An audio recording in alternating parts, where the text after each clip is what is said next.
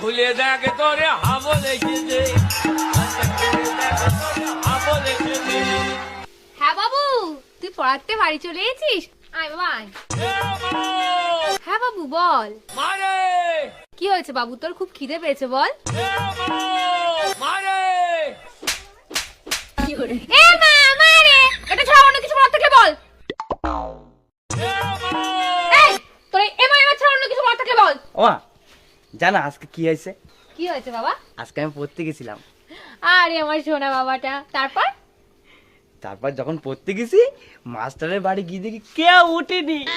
তারপর তারপর তারপর গিয়ে দেখি মাস্টার ওর বউরে জড়িয়ে ধরে ঘুমিয়ে আছে।